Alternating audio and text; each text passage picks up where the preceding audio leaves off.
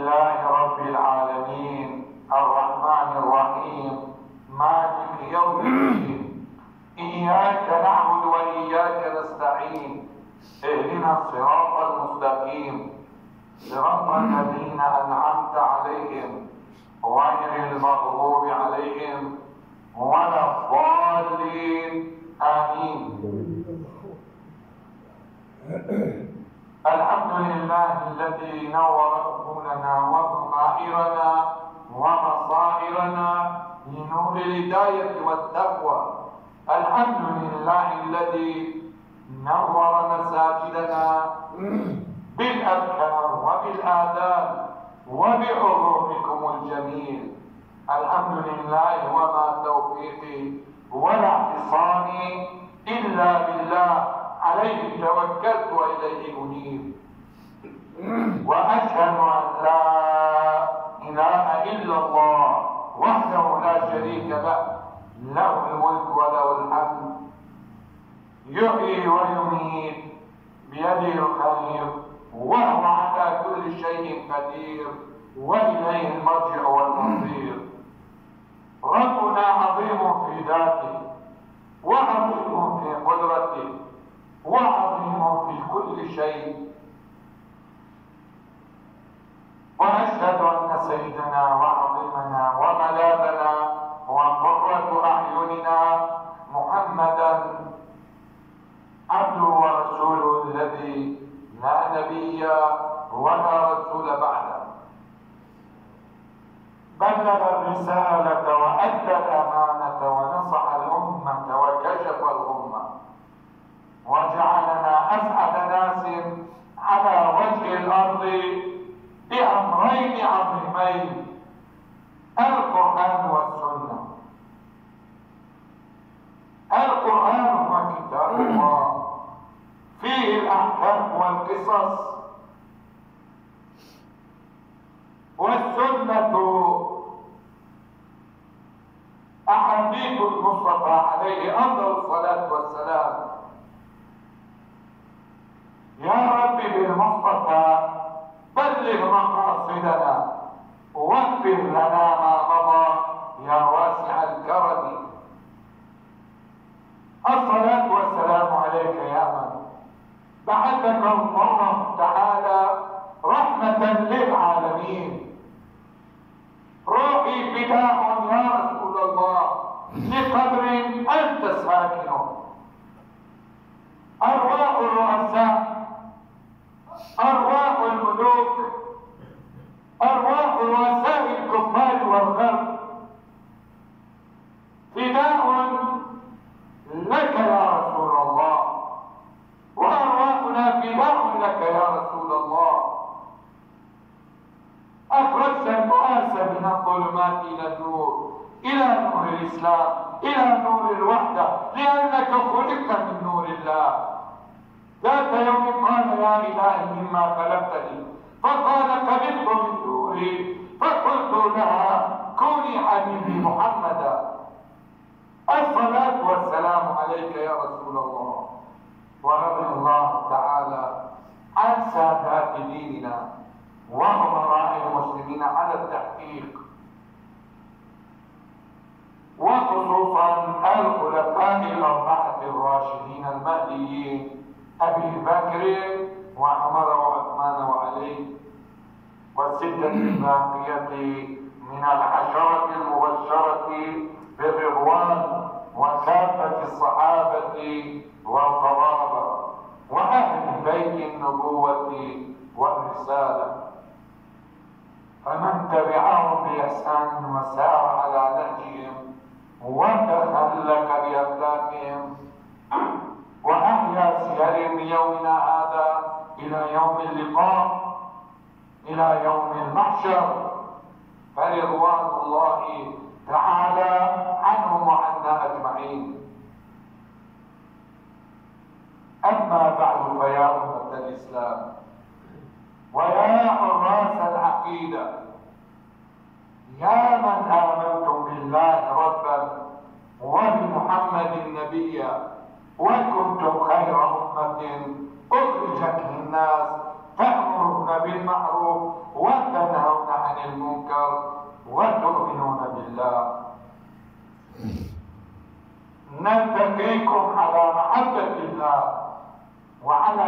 محبة أستاذ البشرية محمد عليه أفضل الصلاة والسلام. ولقاؤنا لا يكون على حب الدنيا، الدنيا زائلة، بل على حب الذي لا يغفل ولا ينام، على حب رسول الله يكون شفيعا يوم القيامة، على حب الصحابة الذين أوصلوا لنا الدين، على حب التابعين الذين ألفوا الكتب في الفقه والعقيدة، على حب الأولياء علمونا الأخلاق، على حب الشهداء علمونا الجهاد، على حب الآباء والأمهات علمونا المبادئ والسير علينا. أتكلم إليكم في هذا اليوم المبارك عن العلمانية والإسلام. ما هو الفرق بين العلمانية وبين الإسلام؟ العلمانية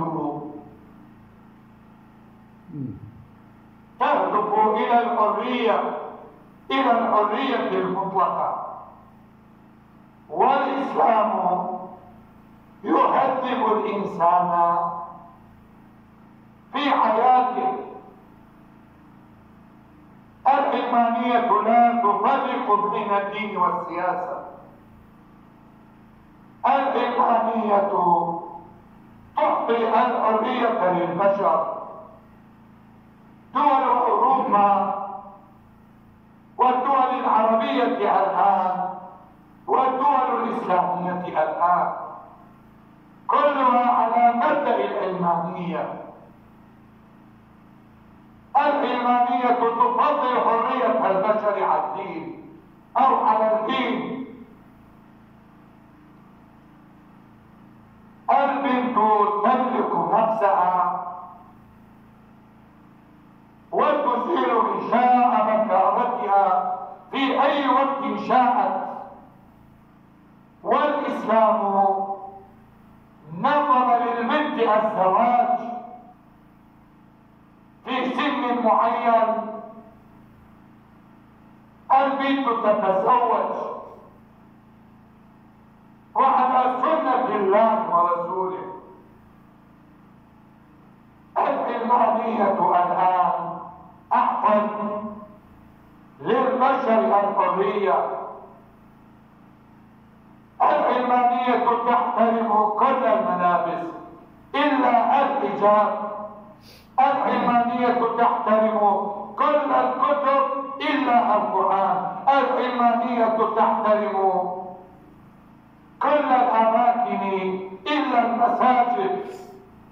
العلمانية تحترم كل الأقوال إلا أحاديث المصطفى عليه أفضل الصلاة والسلام. إنما تخرج النساء سافرات إلى الأسواق يطبقن العلمانية، والإسلام وضع حدا وشروطا للملابس للرجال والنساء، وجعل العورة للرجل والمرأة.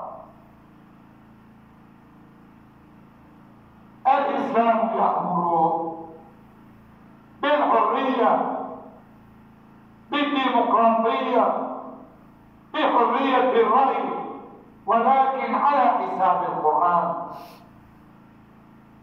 الحرية أن تذهب إلى المساجد وتصلي، الحرية أن تصوم بدون قيود، والعلمانية تحارب الصلاة وتحارب الزكاة وتحارب الصوم. والرؤساء العالمي تمسكوا بالعلمانية.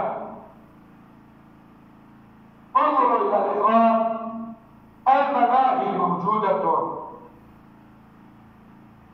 الدعارة موجودة حاشاكم الله، النوادي موجودة، ومحلات بيع الخمر موجودة.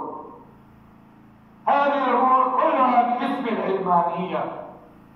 والبرلمانات العالمي الدولي أعطت الحرية لشارب الخمر، لا قيود عليه، الذي يزني لا قيود عليه.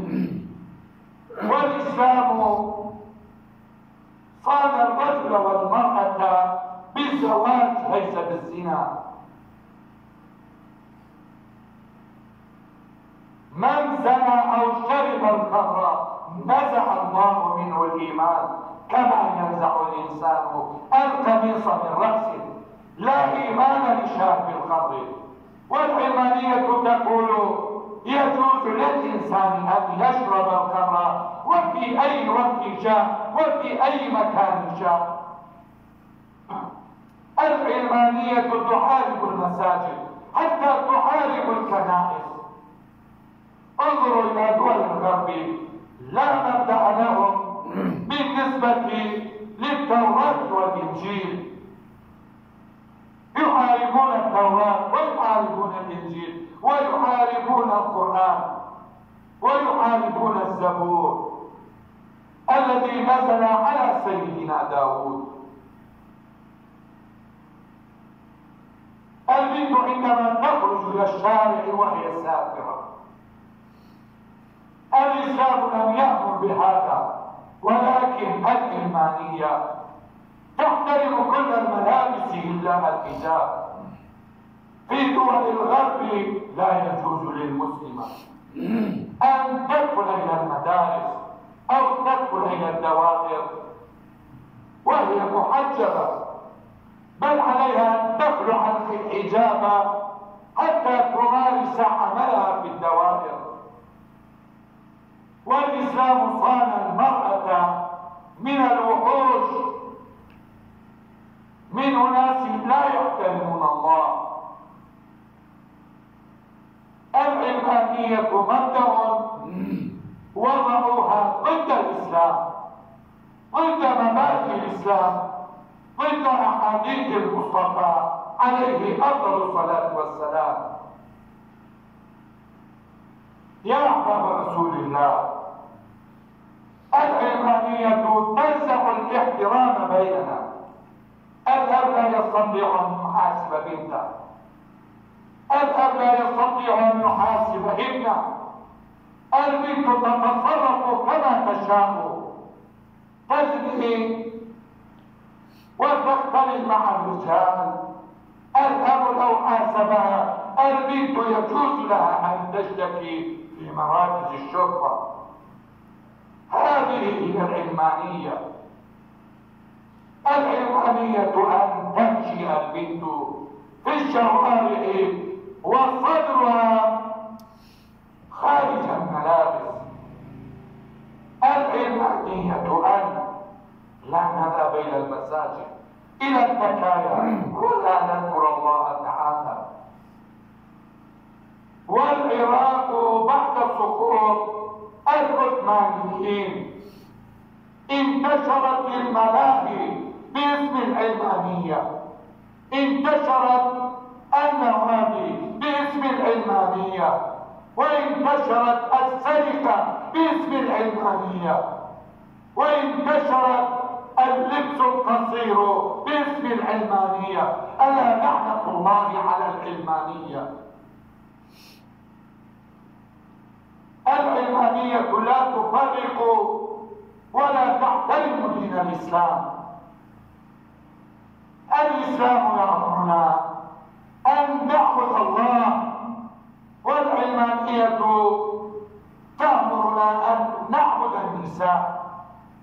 يقول عليه الصلاة والسلام: سيأتي زمان على أمتي، سيأتي زمان على أمتي لا يبقى من الإسلام إلا اسما، ومن القرآن إلا حرفا، ومن الإيمان إلا رسما، همهم بطونهم ودينهم دراهمهم وقبلتهم نساؤهم.